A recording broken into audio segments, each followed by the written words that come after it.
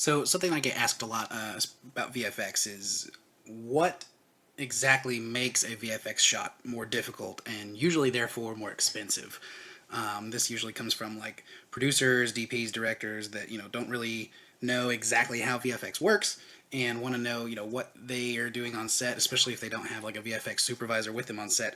What they can do to make things easier and usually to make them cheaper as well for like low budget movies and things like that. So let's take a look. We got Blender open, a little environment made here.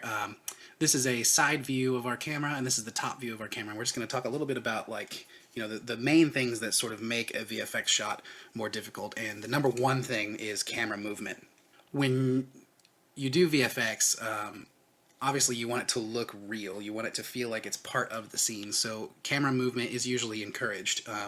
There's a lot of good things that come when you're able to track a shot and put your VFX in. It makes it look and feel a whole lot more real than if you were to lock off every single VFX shot and not move the camera at all, and then the whole world knows that hey, you're doing VFX there. So that being said, the easiest VFX shot to do is this one right here. The camera is locked off. It's not moving at all. There's nothing obscuring it, like say we wanted to put like an airplane in the background here. It can just, do its thing, fly from one side to the other, nothing's blocking it, and it's all good. You're done. Boom. And then I think the next level up from there would be like panning and tilting. So we're talking about, movement like this. This is a pan, and this is a tilt. And that is considered a 2D move, 2 dimensions, because the camera itself is not moving. So all you've got is the x-axis right here and the y-axis right here, x and y.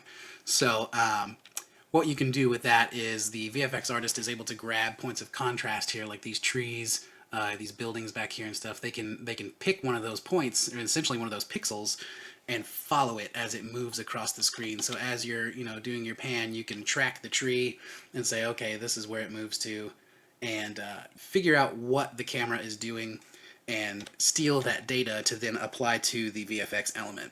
Then the next level of difficulty after that would be a 3D move, or 3 dimensions. So you got your X and your Y, and now you're adding a Z, and that means you're moving the camera. Boom. We're like walking forward. Or we're walking side to side. So that added dimension does make things more difficult. Now you have to figure out not only, like where these trees are moving from left to right, but also you have to calculate where the camera is in 3D space, which there's a lot of software out there that makes that easy to do, but you have to have lots of information. Like, in the bottom of our screen here, we've got all this grass with all the little, contrasty points that we could throw track markers on and calculate where the camera is and where it's going.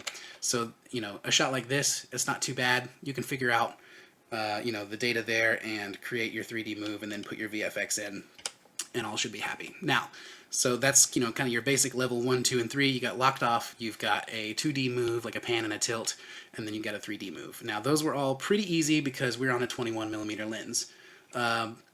Now, what happens when your director or your DP says, hey, I want to put on an 85, and now this is what we're looking at. Okay, not so bad. Obviously, locked off is the easiest again. Now we do a little pan. Okay, yeah, we can grab those trees and those buildings still and kind of figure out what the camera move is, left to right, or, tilting up and down. Not too bad, not too bad. We can still do that. But now let's try our walking left and right. That gets kind of interesting. So all of our grass that we were tracking earlier is now out of frame. You can't see it. And what you can see, these big trees right here, this move right here looks very similar to this move right here. And those are 2 completely different moves. One is your 2D move and one is your 3D move. So when you're doing 3D tracks on a longer lens, it becomes a whole lot more difficult to calculate what that move is without having like either a witness camera or a piggyback camera. So if you're wanting to do things like that, then I definitely recommend having a VFX supervisor on set who can make sure that you're getting all the right data and can create that VFX shot in post-production. Because if you start moving the camera around here and doing 3D moves and then you send it off to the VFX house to do the work on, it could end up costing you a lot of money if they can figure out how to do it by hand or figure out how to make that track work. And then if it doesn't cost you a lot of money, then what could end up happening is that the shot is just impossible to do. And I've come across a couple of shots in my career that is like, we just couldn't do it, couldn't pull it off. It wasn't shot with the right things and ideas in mind, so we just had to kind of, politely say, no, sorry, we can't do anything with this.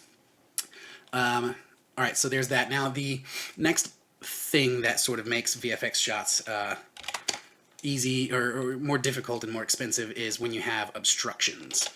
So let's say, now we're talking about, putting an actor or putting an object or something, in the frame, and they are, they're standing here in the scene while you're filming. And that, again, that could be anything. That could be a prop, that could be a vehicle, it could be a building, it could be an actor. And now when you try to do your moves, it still works. But now there's something potentially blocking what you were going to track. So, like earlier we were talking about tracking those trees and stuff. Well, now there's something in the way, so that's not going to be as easy. Again, a shot like this, now we're back to 21 millimeters. Not so bad. You still have data that you can use. And then even, figuring out a 3D track, it's not so bad because there's still data you can use. But if we go back to the 85 millimeter, let's turn off our depth of field. Now we have a problem. Even with a 2D camera move, you have an issue. Not a lot of things you can track with. You got little pieces of grass down here, and then on this side too, little points of contrast that you can grab hold of. Now, especially if this was an actor in the frame, you don't want to trust, like we couldn't grab hold of these points and track those because this actor is going to be moving.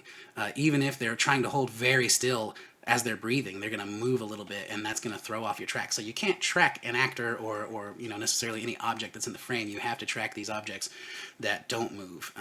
And then, God forbid, the wind is blowing and this grass is moving around out here. That would be a nice little challenge as well. And then same thing with our 3D move.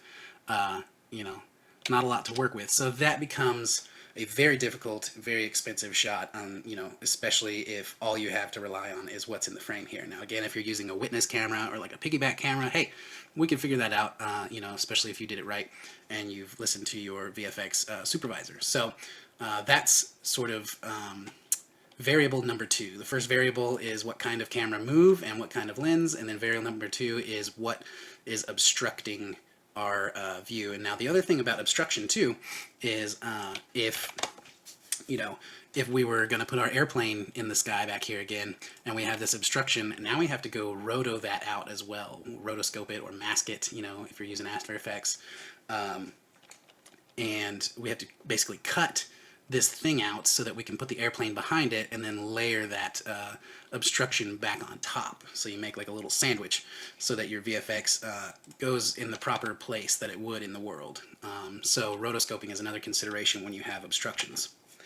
And then really the final sort of variable that makes a VFX shot hard or expensive is what kind of VFX element is going in. If you're just putting 2 pieces of footage together, then that's usually no big deal. That's pretty easy. You're just tracking one piece of footage to the other, or one image to some footage. That's easy, pretty straightforward. Then it gets more complicated as you are creating more custom elements. If we were needed to do like a matte painting and Photoshop a castle or something and put that stuff together, now we have to take time to build that element from scratch, which adds time and which adds cost to your VFX budget and schedule. And then sort of hitting the top of that pyramid as far as VFX elements go, now you're looking at 3D elements, which could have lots of moving parts and lots of difficult things. And again, to build that, I'll show you for example real quick. Okay, so here's an example of a more difficult VFX element. We have a 3D tank here, and it's been rigged up to be able to drive. So let's see, we'll go as the tank moves forward, the wheels turn, the tracks turn. So this has got a lot of moving parts. There was a lot of rigging involved and setup to make this happen. And then even the antenna back here is like physically, it's when as the tank moves, it's got a soft body simulator on it that it will wiggle back and forth like a real antenna is supposed to. So this is a very involved sort of thing, this element here. It's got a lot of customizability, a lot of flexibility. You can look at it from every which angle and add it to just about any shot, if you've got the right data. But with this comes cost and difficulty. So yeah, so that is sort of the last thing. This is a intricate and very involved VFX element. And then going back to our example here, our three sort of variables that make a VFX shot more difficult and more expensive is the camera movement. Again, camera movement, is it locked off? Is it a 2D move or is it a 3D move? And then what's obstructing it? What's in the way? Is there nothing in the way, which is super easy to do, or is there something big in the way, something with a lot of details like a tree? Like if you're trying to roto out a tree in the foreground here to put something behind that tree, that adds a lot of difficulty and a lot of cost. And then the last variable is how intricate is the VFX element that's actually going in. Again, is it just a photo or a piece of footage, which is really easy, or is it something that's going to require a lot of like animation, modeling, and a lot of prep in order to build that element to be able to go into the shot, which is going to take more time and be more expensive. So those are the three kind of variables I wanted to talk about, and hopefully you can apply that to your films and your productions going forward and kind of save yourself a lot of headache when it comes to post-production and visual effects.